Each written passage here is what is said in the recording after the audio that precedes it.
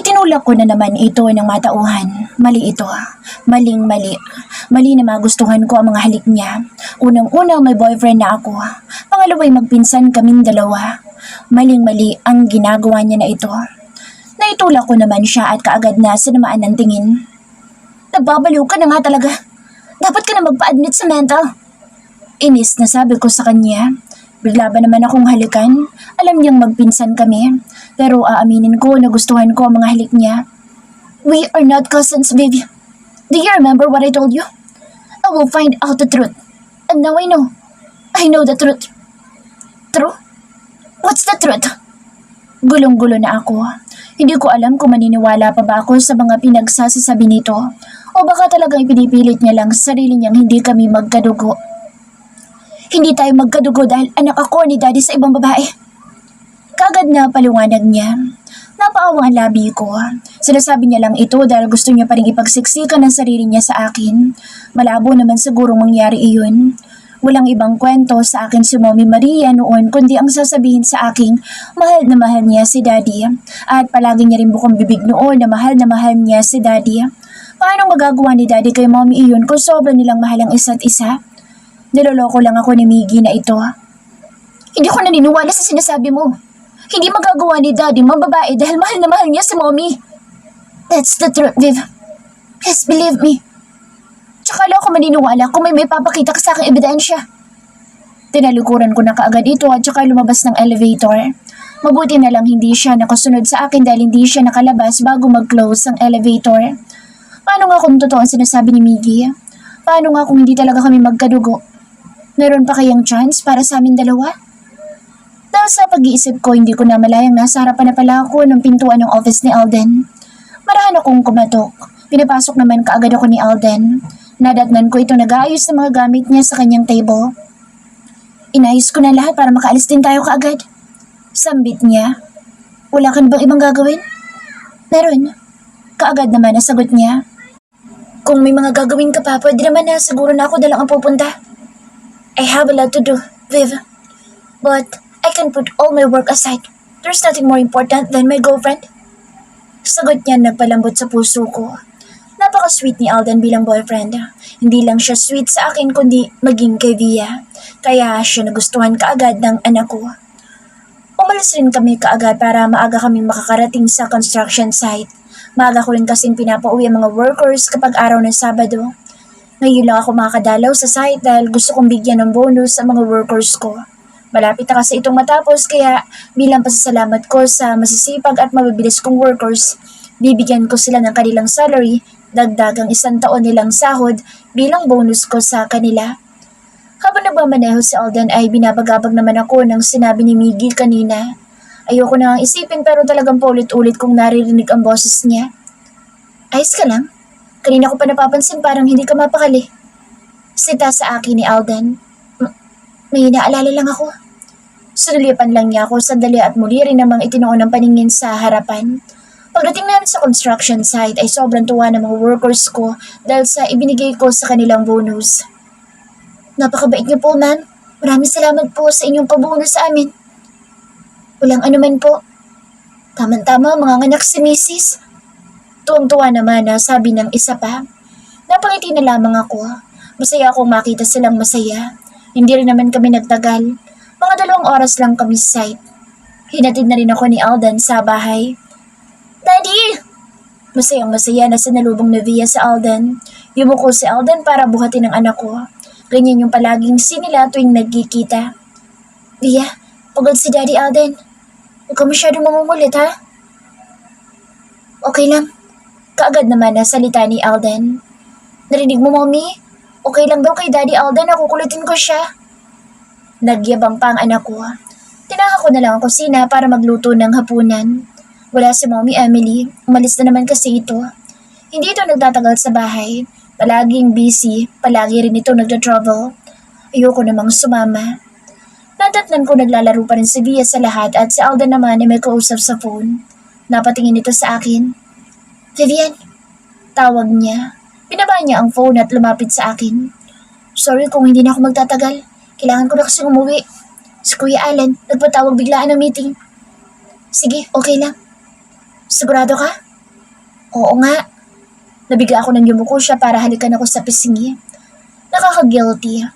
Si Miggy, nahalikan ako sa labi kanina pero si Alden, sinabi ko sa kanyang hanggang pisngi lang muna siya. Naintindihan naman niya, kaya sobrang nagigilty ako.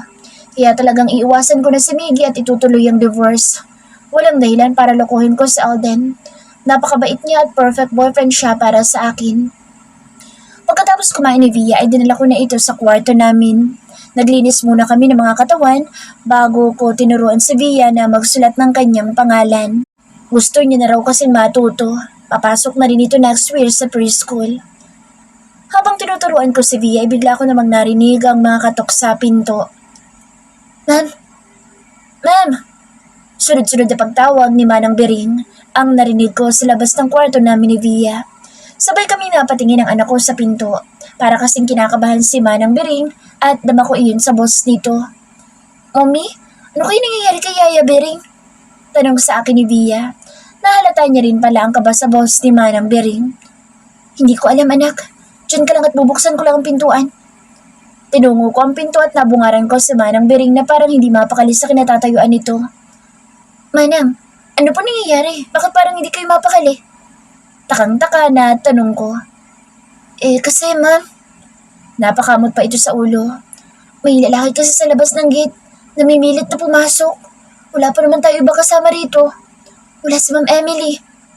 Hindi mapakali na sagot nito. Bakit hindi po kayo tumawag ng pulis? Kunot noong sabi ko sa kanya. Guwapo eh. Kaagad naman na sagot nito. Ano? Sinong guwapo? Gulong-gulo na ako. Kanina natatakot siya dahil may gusto at nagpupumilit na pumasok rito sa loob. Tapos malaman-laman kong guwapo kaya hindi siya nag-report sa pulis. Yung lalaking gusto pumasok. Guwapo. Sobra parang artista yata. Manang naman. Napakamot tuloy ako ng ulo. Papasukin na tayo rito ng masamang tao. Nasa isip niyo pa rin yung guwapo? Napakamot ako ng batok nang wala sa oras. Bantayan niyo po si Via. Huwag niyo pong palalabasin ng kwarto. Titingnan ko kung sino lalaki sinasabi mo. Sige po, ma'am. Mag-iingat po kayo, ma'am. Kinakabahan man ay nagawa ko pa rin na ihakbang ang mga paa ko pababa ng hagdanan. Huminga ako ng malalim nang marating ko ang sala. Binuksan ko ang pintuan para tingnan kung sino ang lalaki ng gugulo sa mga oras na ito. Vivian!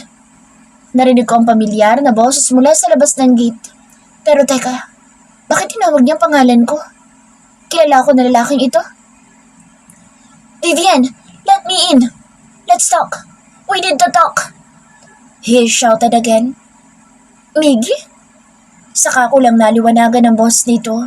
Paano niya nalaman na dito ako nakatira? Ang kulit talaga ng lalaking ito. Nasundan niya ba kami kanina? Maya-maya narinig kong tila may bato na inihagis sa bubong ng bahay. Miggy, talagang babatuhin mo pa yung bahay? Inis na sambit ko. I will throw stones at your house if you don't let me in. Ano, Vivian? Isa. Pagbilang niya. Baliw na nga talaga ito. Ang lakas ng tama nito. Mas lumapit pa ako sa gate. Ano ba, Miggy? Kapag patuloy mong babatuhin ng bahay, hindi ako magdadalawang isip na ipahuli ka sa mga pulis. Sagaw ko. Do it, Viv. Sagot naman ito. Aba, talagang hinahamon ako. Akala niya siguro hindi ko kayang ipahuli siya sa mga pulis. Naglakad akong pabalik sa loob ng bahay.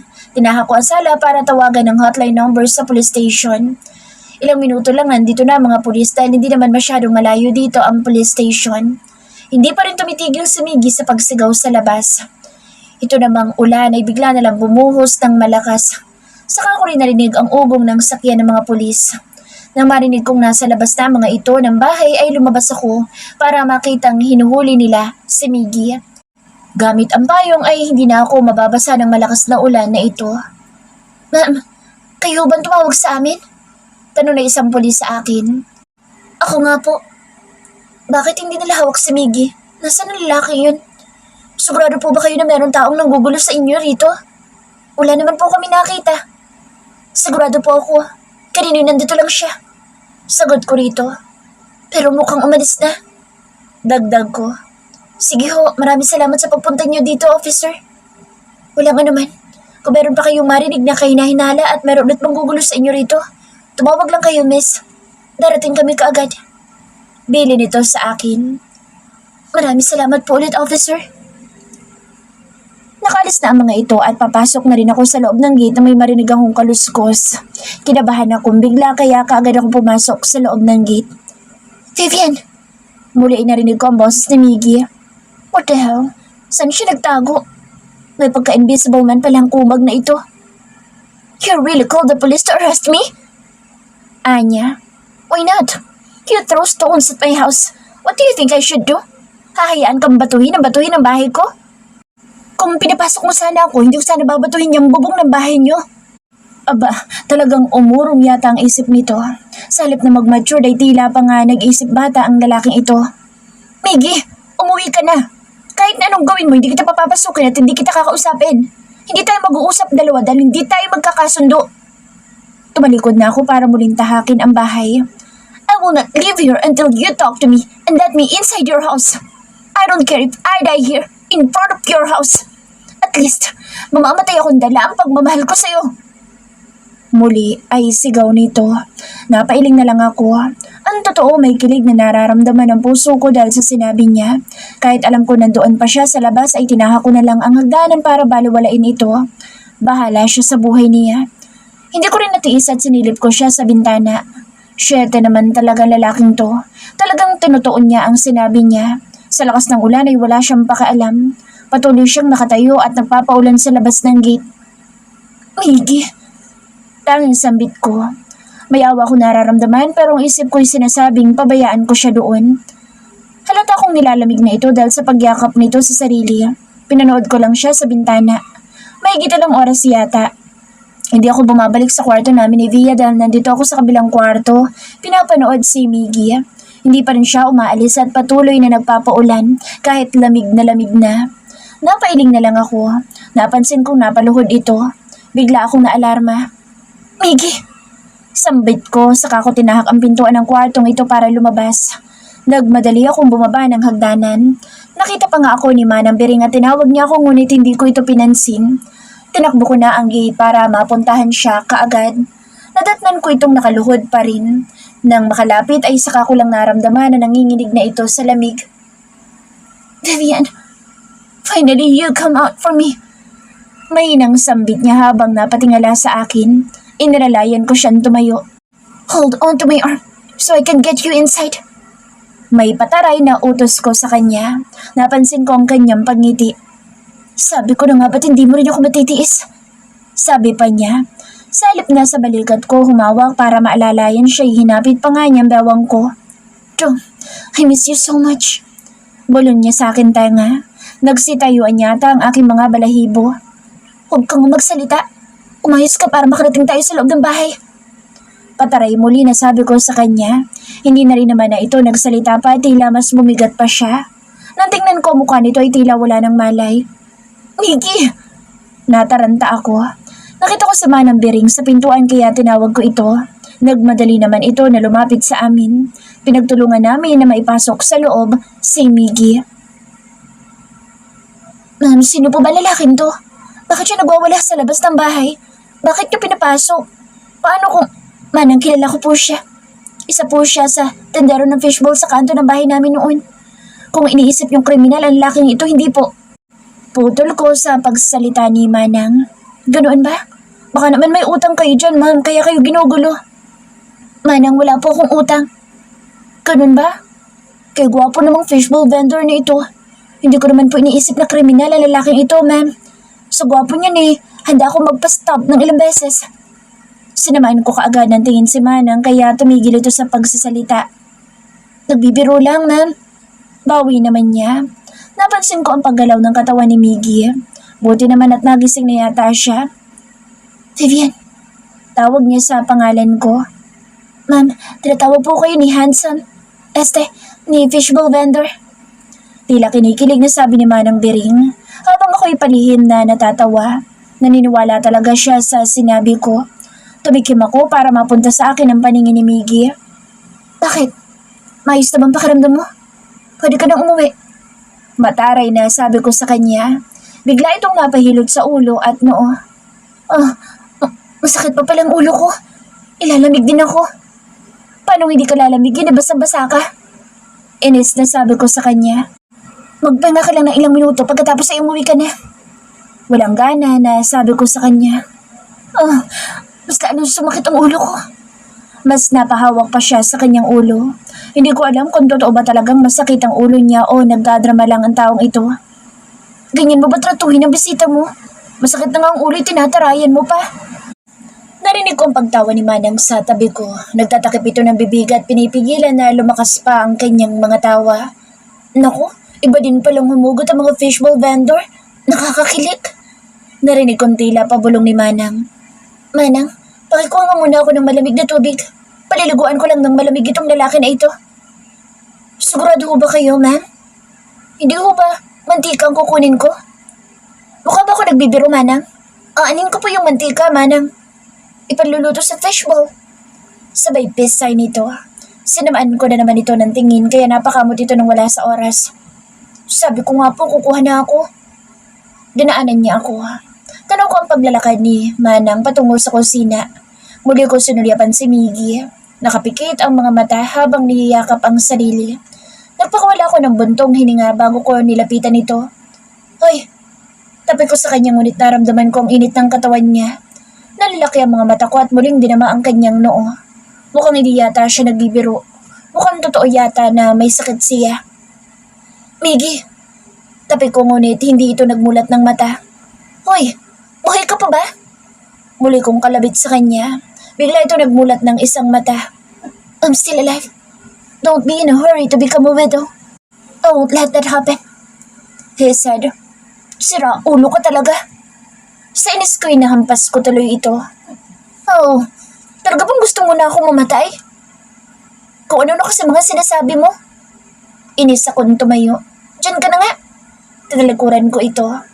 Si Manang Bering na bahala sa'yo, may gagawin pa ako. Are you really going to leave me? Could you take care of me for even 1 hour? Am I really worthless to you, Vivian? Natigilan ako sa aking paglalakad. Medyo na-guilty ako sa sinabi niya. Bago ko pa siya, nilingon ay dumating na si Manang Bering dala ang tubig. Inagaw ko kay Manang Bering ang tubig na dala niya. Manang Bering, pwede pakikuha na rin muna ako ng gamot. Pagkatapos po nito, nilapitan ko pa si Manang at bumulong. Pagkatapos po ng utos ka sa inyo, puntahan niyo na po si Via. Ako na pong bahala dito. Huwag na niyo pong palalabasin ang anak ko. Bulong ko dito. Sige po, ma'am. Nang makaalis na naman si Manang ay nilapitan ko muli si Miggy. Tubig, baka nauuhaw ka. Binigay ko sa kanya iyon. Kinuha naman niya. Maya-maya lang ay dumating na ulit si Manang dala ang gamot. Pagkatapos niyang maibigay sa akin ang gamot ay pinaalis ko na rin naman na ito para puntahan niya sa Via. Baka kasi hindi pa natutulog ang batang iyon. Heto ng gamot mo, inumin mo na. Pagkatapos ay pwede ka nang umuwi. Sabi ko sa kanya. Hindi na rin naman na siya nagsalita pa. Kinuha niya lang sa akin ang gamot at ininom ito. Kukuha lang ako ng damit para makapagbihis ka. Ang sama ko naman kung pauwing kita ng basang-basa ang suot mo. Sa ibang silid ako nagtungo. Nandito kasi yung mga malalaki kong mga damit. Dati kasing kwarto ko ito pero nang sabihin ni Via na gusto niyang palagi akong katabi ay lumipat ako sa kwarto niya. Natigilan ako sa paghalungkat ng closet nang marinig ko ang pagsarado ng pinto. Nang lingunin ko ito ay nasilayan ko si Miggy. Anong ginagawa mo? Bakit ka sumunod dito? Natigilan ako sa paghalungkat ng closet ko. Nilalamig ako. Mas gusto ko rito. Hindi masyadong malakas ang aircon. Pwede ko namang hinaan yung aircon sa sala. Naglakad akong palapit sa kanya para daanan ito ngunit tinawakan niya ang kamay ko. Huwag kang mag-alala. Hindi naman kita pagsasamantalahan. Mahinang katawan ko para sa bagay na iyon. Naawa naman ako kaya nadala na naman ako sa pakiusap niya. Sige, pagbibigyan kitang dito matulog. Talaga? Bigla yatang sumigla ang boses niya. Bakit parang bigla ka nabunutan ng tinik dyan? Wala, masay lang ako. Tatabihan mo ba ako? Nek-nek mo. Bakit kita tatabihan? Hindi ka naman bata. Isa pa, mas matanda ka sa akin para magpabebe pa. Okay. Umupo siya sa kama na parang siya yung may-ari. Hindi ko pa siya pinapaupo pero nagkusa ni siya. Kwarto mo ba to? Tanong niya at saka inilibot ang paningin sa kabuuan ng kwarto. Noon, tipid na sagot ko. Huwag ka munang humiga dyan. Basa pa yung mga saplot mo. Paalala ko sa kanya. Bumalik ako sa closet para kumuha na ng damit. Nakahanap na ako ng malaking damit at jogging pants na lang na kulay pink ang pinang partner ko. Hayaan ko na lang munang maging bading siya sa gabing ito dahil sa kulay ng pants na susuotin niya. Binigay ko iyon sa kanya ngunit tinitigan niya. Magbihis ka na. He can't move my arms. He immediately answered. I glared at him. Miggy, if you think I don't know you're acting out there, please stop it. You only have a fever. You're not paralyzed. I said to him, annoyed. Promise, hindi ko maigalaw ang mga braso ko, Paxman. Sa sinabi niya ay naalala ko tuloy si Via. Kasasabi lang ni Via ng Paxman kaninang umaga. Mag-ama nga talaga sila. O na lumapit sa kanya. Kapag nalaman kong hindi totoong masakit ang mga braso mo, humanda ka sa akin. Inis na sabi ko sa kahinawakan ng laylayan ng damit niya at iniangat para hubarin. Dahan-dahan lang. Paalala pa niya. Kung ikaw kaya itong daan-dahanin ko. Pwede naman. Sumilay ang kapilyuhan sa kanyang mga labi. Hindi ko napigilan at nabatukan ko siya. Oh! Napahima siya sa kanyang batok nang wala sa oras. Ano? Gusto mo pa ng dahan-dahan? Inis na tanong ko sa kanya. Ibang dahan-dahan yung gusto ko. Hindi yung dahan-dahan mo kung pinapatay. Reklamo niya. Umayos ka na para mahubad ko ng damit mo at makapagbihis ka na. Ako pikon na sa lalaking ito. Habang inuhubad ko ang damit niya, nagagawa pang umiti. Ano kayang iniisip nito? Napalunok ako nang mapansin kong nakatitig siya sa collar ko at bumaba pa sa dibdib ko. Bastos! Batok na naman ang inabot niya sa akin. Ano bang kasalanan ko? Takan-takan na tanong niya. Bakit ba kasi nakatitig ka sa dibdib ko? Masama bang titigan ang pag-aari ko? Napalunok ako, lalo na nang tuluyan kong mahubad sa kanya ang damit niya. Sunod ko na rin ang damit na ipahihiram ko sa kanya. Pagkatapos ay pants naman niya. Pero hindi na ako maghuhubad nun kundi siya. Magbihis ka na ng pants. Nandun ang banyo. Turo ko sa kaliwang banda. Huwag mo sabihin hindi mo pa rin kaya na maghubad ng I was stunned when he suddenly reached my waist and grabbed my chin with his hand to kiss me without my permission. Unexpectedly, the moment our lips met, I let out a small moan. Nakakahiya ka, Vivian. I miss you so much, Viv. I missed everything. Your kisses and caress. I'm sorry, but I can't stop myself. I'll do what I want, and you can't stop me. My eyes widened when he suddenly kissed me again. This time he seemed to be in a hurry. I'd be lying if I said I didn't like what he does. I'd be lying if I said I didn't miss him. Like him, I'm also eager for his caress and kisses. Forgive me, but I can't say no to this man. Ang lalaking hanggang ngayon ay mahal ko. Ang lalaking kahit na alam kong hindi na pwede ay siya pa rin ang patuloy na itinitibok ng puso ko. Ang lalaking pinagnanasahan ng mga mata ko. Miggy. Ungol ko nang gumapang ang mga halik niya sa leeg ko. Hindi lang halik ang ginagawa niya, kundi sinisip-sipan niya iyon na parang linta. Namalayan ko na lang na pinupunit niya na ang damit ko. Miggy, akala ko ba'y masakit ang mga braso mo? Kanina lang yun. Ngayon hindi na. Sagot niya at muli akong hinalikan. Namalayan ko na lang na hubot-hubad na ako sa kanyang harapan. Natigilan siya at tinitigan ako. Nakatitig siya sa aking tiyan. Why do you have stretch marks? Huh? Bigla akong nahiya. Tinakpan ko na lang iyon gamit ang aking mga kamay. Hindi niya alam dahil iyon sa pagbubuntis ko sa anak namin nang hindi niya alam na buhay ito. Don't cover it. It's not bad in my eyes. He understood why you had that. He bent down and gave me a kiss on my stomach. Nakakahiya lang kasi sobrang liwanag ng ilaw. Sana man lang pala pinatay ko muna yung ilaw bago kami magbakbakan. Naririnig ko ba mga pinagsasabi ko? Talaga ba, Vivian? Magbabakbakan? Saan ko ba napulot ang mga salitang iyon? Hindi ko napigilan at ako na ang pumaibabaw sa kanya. Sumandal siya sa headboard ng kama. Dahan-dahan akong umupo sa pagitan ng kanyang mga hita. Hindi na kita pakakulan pa, Viv. You're mine again.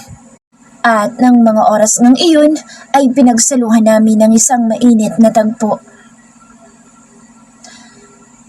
Nasa sala kami ni Miggy at pinag-uusapan na nangyari kagabi. Nadala lang ako ng kapusukan ko. Alam kong ganoon din ito. Pareho kaming sabik sa isa't isa kaya nagawa namin iyon. Aaminin kong nasabik rin ako.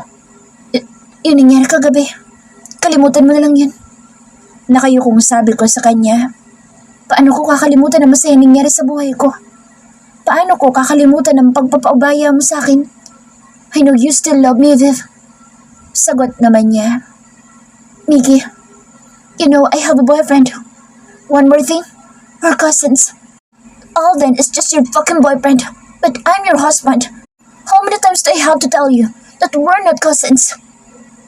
Miggy, please. Huwag mo na ipagpilitan. Huwag mo na rin guluhin pang isipan ko. Kalimutan mo na lang yung nangyari sa atin kagabi. Ganon din ang gagawin ko. No. Do you remember what I told you in the elevator? I'll get you back by hook or by crook. Mommy? Good morning! Kagad ako napalingon sa pinanggalingan ng boss na Via. Tumatakbo ito na lumapit sa akin saka umalik sa pisngi ko.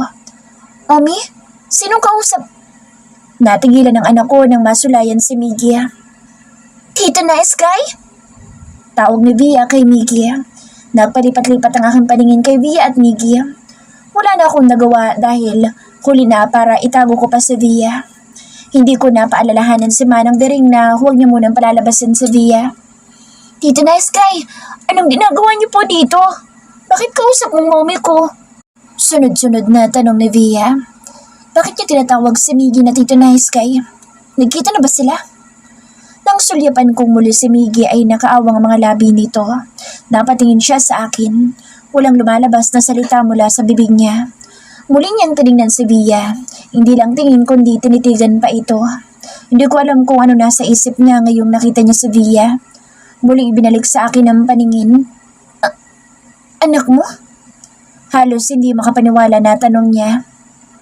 Anak namin. Bigla ako napatingin sa pintuan nang marinig ang boses ni Alden. Kapapasok lang nito. Tila naman nakaplano ang lahat dahil sakto naman ang pagdating ni Alden. Daddy! Tumakbo na kaagad si Via palapit kay Alden. Binuhat ni Alden si Via at hinalikan sa pisngi. Nabis mo ba, Daddy? Tanong ni Alden kay Via na kaagad namang sinagot ni Via ng yakap. So much po. Sagot ni Via. Tumikim ako. Nang makalapit sa amin sa Alden ay hinapit niya ang bawang ko.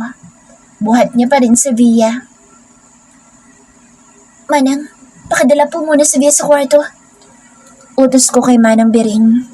Yumuko ako para mapantayan ang anak ko. Baby, bumalik ka na muna sa kwarto natin ha. May pag-uusapan lang kami. Ano pang pag-uusapan niyo? Basta baby, sumama ka na muna kay Yaya Bering.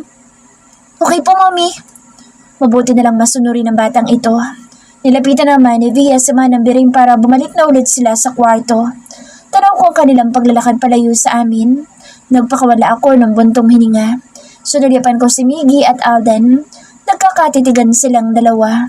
Saka lang din bumaling sa akin si Miggy. Yung totoo? Tanong ni Miggy. Naghihinala yata ito. Yun ang totoo. Sagot naman ni Alden. Vivian, sabihin mo sa akin ang totoo. Sinong ama ni Via? Muli ay tanong ni Miggy. Totoong sinabi ni Alden. Anak namin sa Via. Sagot ko na walang pag-aalinlangan. Paanong nangyari? Naguguluhan pa na tanong ni Miggy. Nang makunan sa Vivian, nabuntis siya pagkatapos na isang beses na may nangyari sa amin dalawa. Sagot ni Alden. Hindi ko alam kung saan ni Alden nakuha ang idea na iyon. Nakaisip kaagad siya ng paliwanag. Napaawang lang ang labi ni Miggy. So, matagal mo na pala ako niloloko, Viv? Nangihinang sambit ni Miggy. Nasasaktan ako. Bakit ako nasasaktan? Ngayong ito naman ang gusto ko. Ang paniwalain siyang anak ni Alden sa Via. Hinintay mo lang pala na makunan ka o mawala ang baby natin para maging malaya kayong dalawa ni Alden. Tama ba? Or baby, you and Alden plan to set me up with your fake sister. Doon lumakas ang boss ni Miggy. Pinatira mo sa Venice sa bahay para kunwari akitin ako at mahuli mo kaming dalawa na magkatabi sa kama. Para may dahilan ka na iwan ako?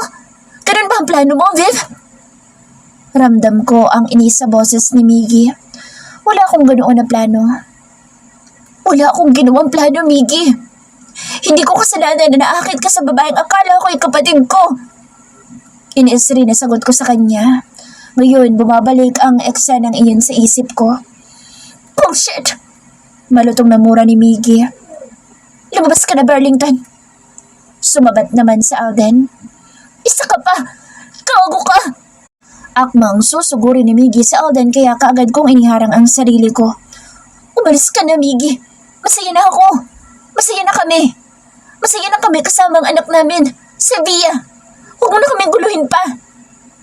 Lakas loob na sabi ko sa kanyang pagmumuka kahit tutol ang puso ko. Nang sabihin ko ang katagang iyon ay sobrang sakit. Yun ba talaga ang gusto mo? Ang mawala ko sa buhay mo? Isang tanong na lang at isang sagot. Kahit masakit, gusto ko pa rin marinig. Masaya ka na ba talaga sa kanya? Hindi na ako nagdalawang isipan na sumagot. Hindi mo ba narinig? Masaya na ako kasama si Alden at ang anak namin. Nakapikit na sagot ko. Pagmulot ko ay napansin ko ang pagguyom ng kamao ni Miggy. If you're really happy with your new family, I'll give it to you if that's what you want, Viv. You're free. Expect me not to bother you anymore. Napapikit ako sa sinagot ni Miggy.